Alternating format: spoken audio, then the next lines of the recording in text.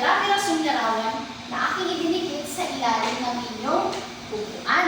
At kung sino ang unang grupo na makahanap ng pira-pirasong larawan ito, ay inyo itong ididikit sa harapan para makabuo tayo ng isang buong larawan. Maliwanag ba mga bata? Opo. Ngayon, simulan na ang paghahanap.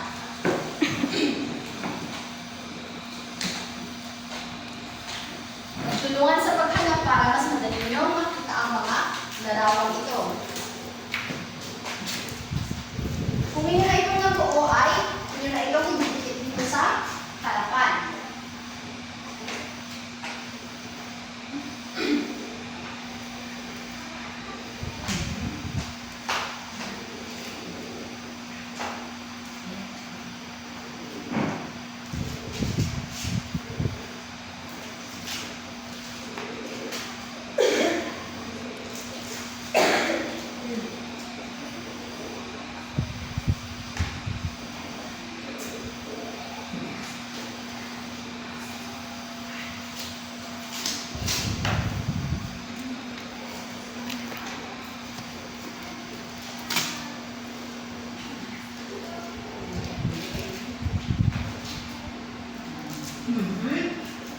Patapos na ang una at ang ikalawang pangkat. Ano naman kaya ang pangatlong pangkat?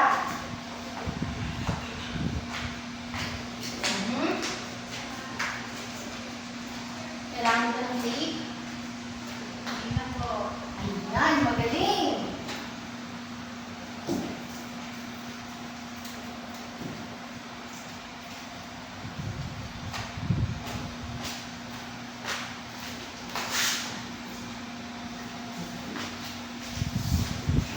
Yan.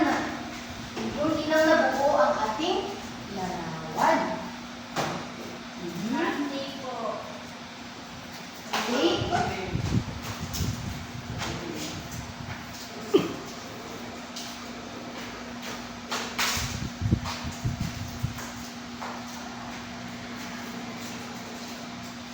Wow!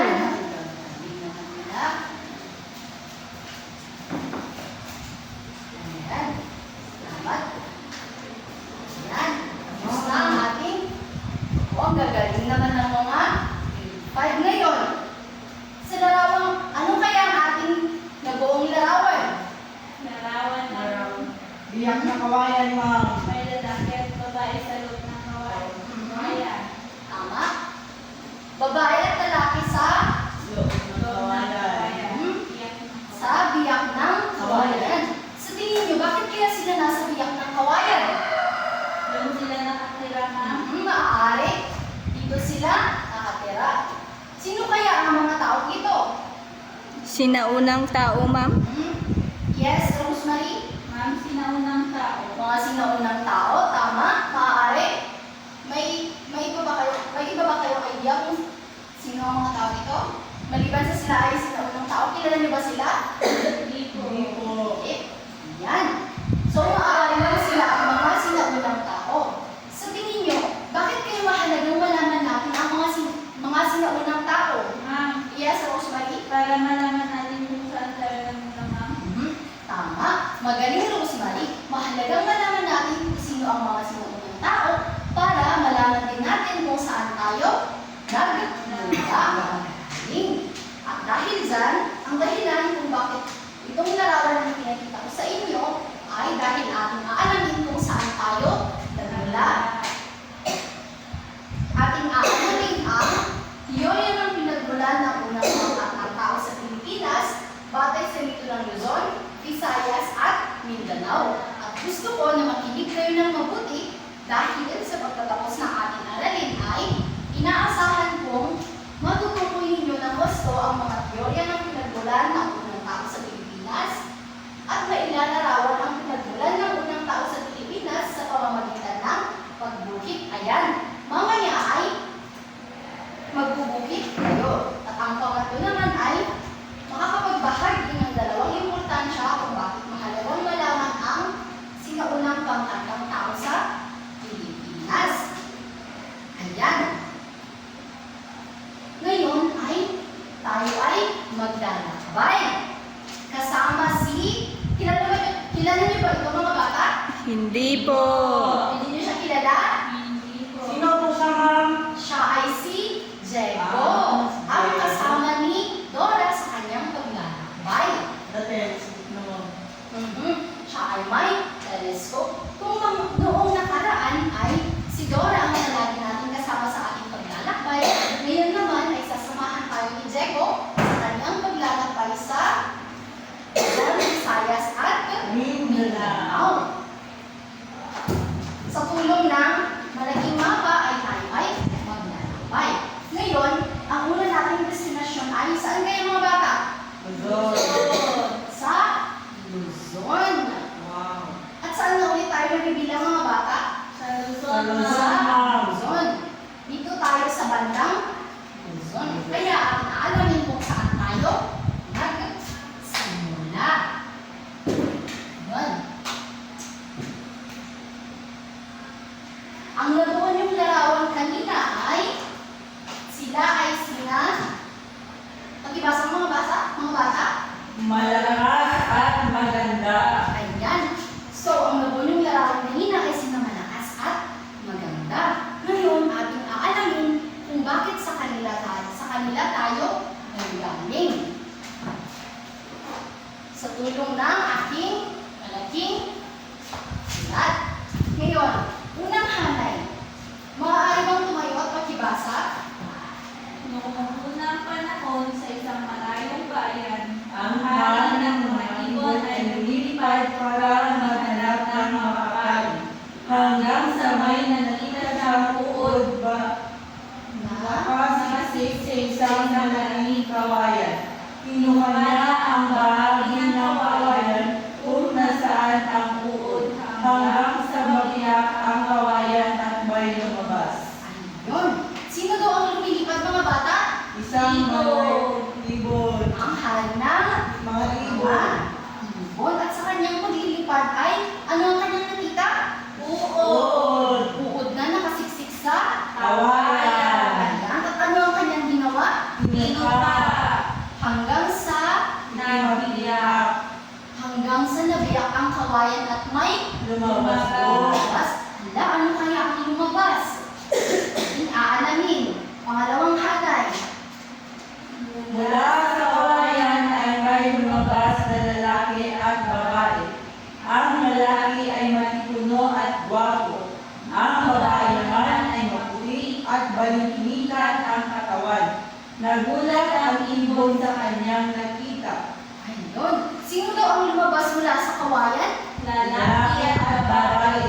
Nga, mula sa kawayan daw ay may lumabas na lalaki at babae. Ilarawan mo nga ang lalaki mga bata. Ma'am, Yes, Rosemary. Matipuno at gwapo ma. Ang babae naman. ma'am, Yes, Drazen. maputi at balingkinikan ng katawan, ma'am. Yun, mama. Mula sa kawayan ay lumabas ang lalaking matipuno at gwapo. At ang babae naman ay maputi at balingkinitan ang katawan. Sino kaya ang mga taong ito? Pagpatuloy, mga tunghalan. Nagsalita ang lalaki at sinabi, "Salamat sa pagpapalas mo sa aming mula dito sa loob ng kawayan. Ako nga pala si Malakas at sinaman ng aking asawang si Maganda.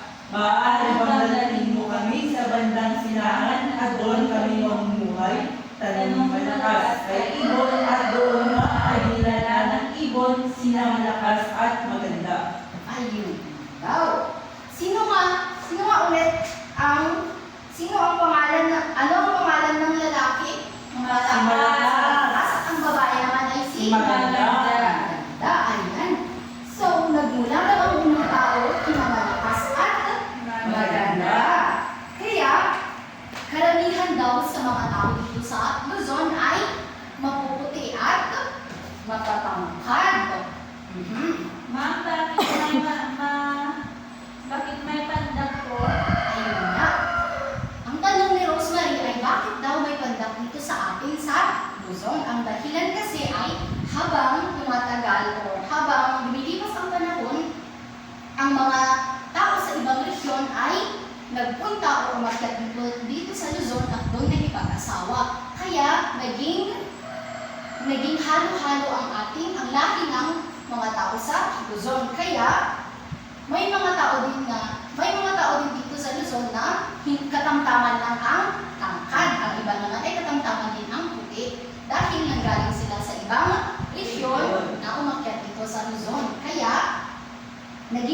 halo-halo ang ating Lahi. Ayun, ayan.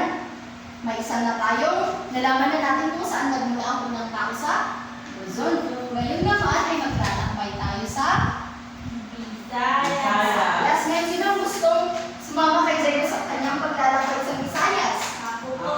Yes, Rosemary.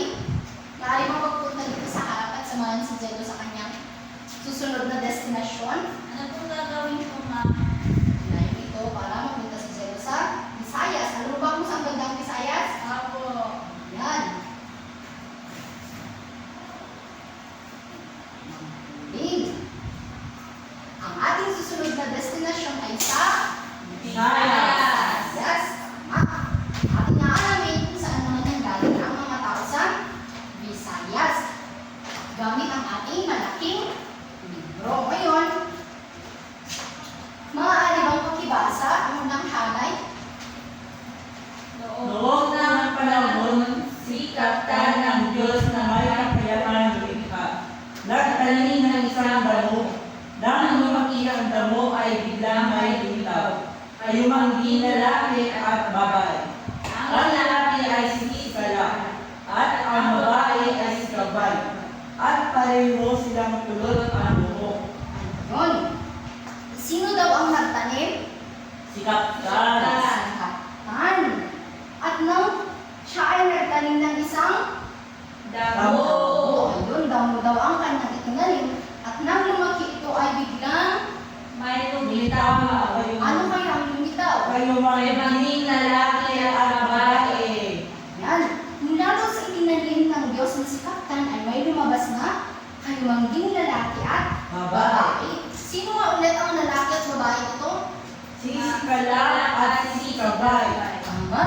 Mula daw sa damo na kanyang itinanim ay lumabas sina si Kalak at si Kabay. Ngayon, pangalawang kanan. Pagpatuloy ang pagbabasa. Isang araw, inibog ni Sikala ang mga pangasawa sa Kabay. Ngunit umanggi ito. Tinanong ni Sikala ang hangin, mga hayop, ang dagat at humingi ng payo tungkol sa kanyang pagkasuwa ng pangasawa sa Kabay. Dahil sila lang ang mga tao doon, ay pumayag ang lahat at sinabing maaari silang mag-asawa. Dahil doon ay dumami na ang mga tao. Ayun daw. Isang araw daw, alam mo ang ginawa ni si Kalak? Iyanong ni Sikala ang hangin, Mga hayop, ang dagat at humingi siya ng payo tungkol tungkol sa sa mga kanyang pangasawa asawa. sa Kabay. Sabay si Sikabay. Ayun. Gusto daw mapangasawa ni si Kalak si Si Kabay. Kabay. At dahil sila lang ang unang tao noon ay pumayag ang mga hangin at mga hayop na kanilang pinagtaniman. At sila'y nag-asawa at dahil dyan, Dumami dumami ang tao sa Visayas. Yes. Ngayon, ilarawan niyo nga ulit sila si Kalak at si Kabay. Opo. Ilarawan niyo nga mga bata. Sige nga, tignan ko ang intindihan niyo. Kulot. Yes, Rosemary. Kulot ang buhok at pareho silang kulot at kayumanggi. Yun. Pero bakit kaya may mga tao din na sa Visayas may mga mapuputi din at tuwid ang buhok? Ang dahilan kasi ay yung gaya ng sinabi ko kanina na habang lumipas ang panahon ay naging natutunan ng mga tao na maglakbay maglakbay sa iba't ibang rehiyon. Kaya nagkahalo-halo ang ating lahi. Ayan, nakakadalawa na tayo. Ngayon naman ay pupunta na tayo sa ating panghuling destinasyon. Sino naman ang gustong sumama kay Jeko? Yes, Drazen. Halika nga dito at samahan mo si Jeko sa kanyang panghuling destinasyon. Saan na ulit ang ating panghuling destinasyon? Mindanao. Sa Mindanao. Ayan. Magaling, Drazen. Ang panghuling nating destinasyon ay sa Mindanao. Ngayon, may idea ba kayo kung saan nanggaling ang mga unang tao sa Mindanao? Wala po. Ngayon ay ating aalamin. Nanggaling daw ang unang tao sa Mindanao mula sa nilikha ng diwatang si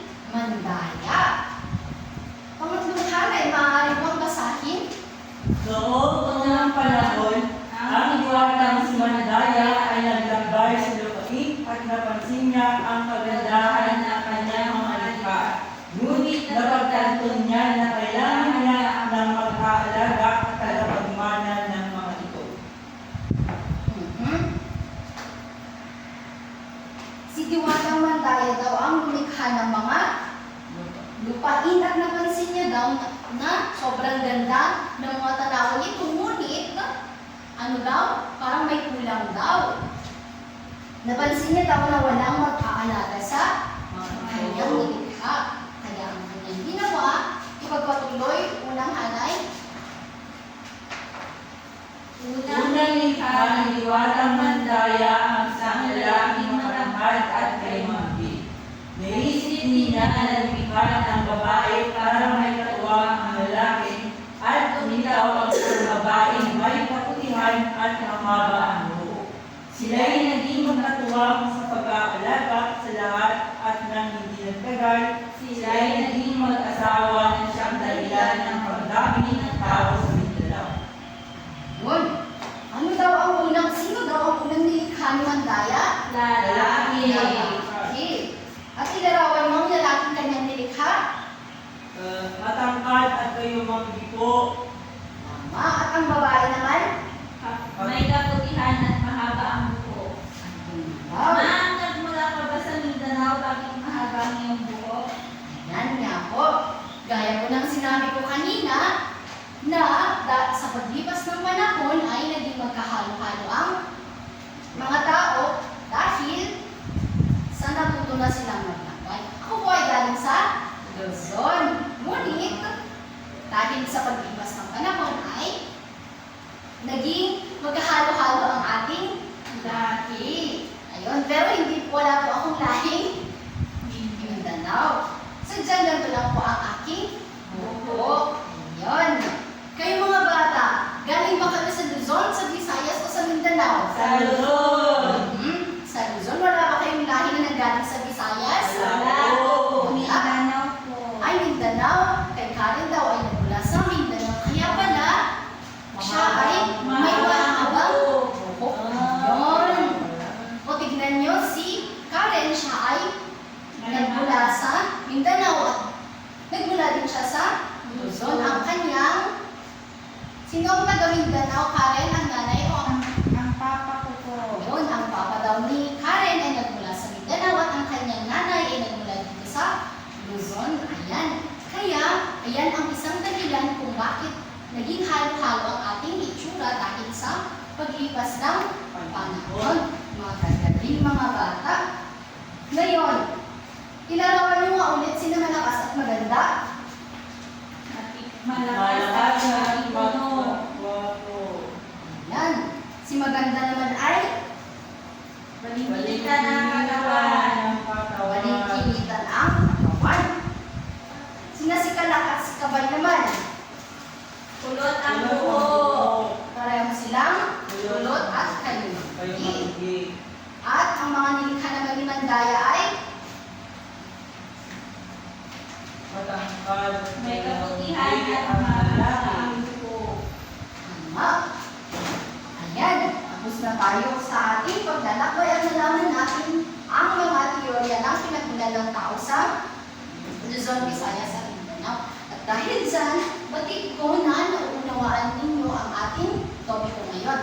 Kaya ang inyong gagawin ay sa unang pangkat ay inyong igugukit sina malakas at maganda batay sa ating diskusyon kanina. Sa unang hanay sa pangalawang pangkat naman ay inyong igugukit sina si Kalak at si Kabay. At ang pangatlong pangkat ay ang inyong igugukit ko ilalarawan ang mga tao sa Mindanao na nilikha ni Mandaya. Mayroon lamang kayong 10 minuto para gawin ito. At pagkatapos ninyong maibukit ay inyo itong ipipresent sa harapan.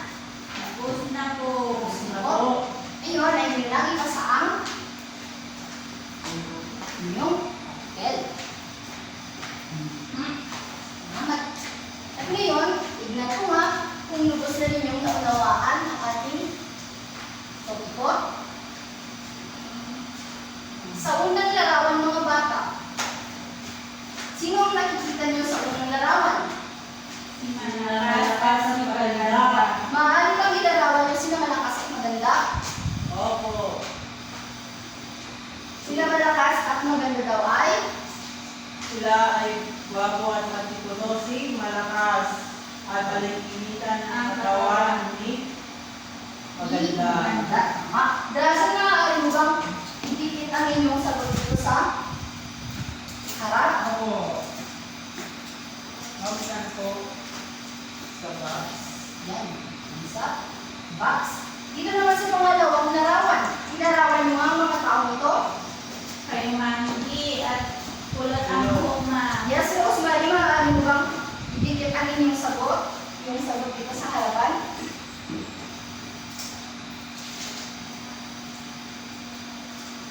At ang panghuli ay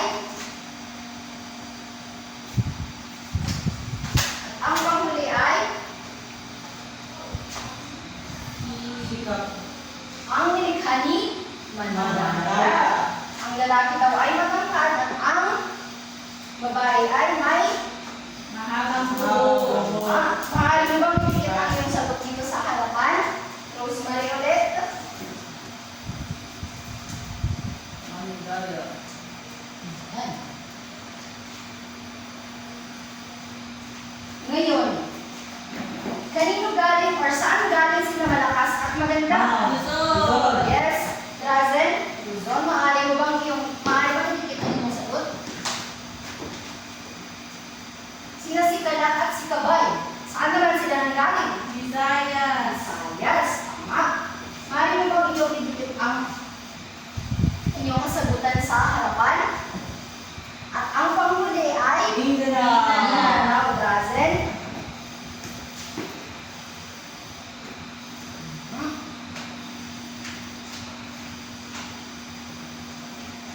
At sila ang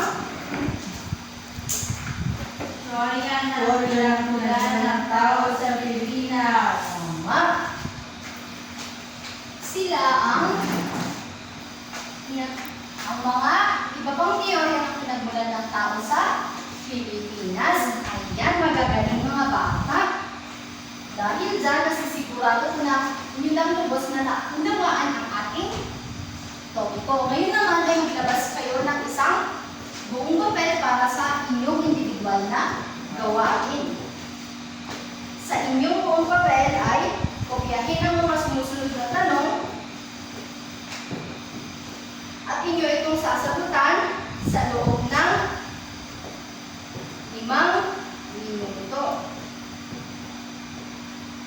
Ayan. Tapos na ba mga bata? Opo. Yan.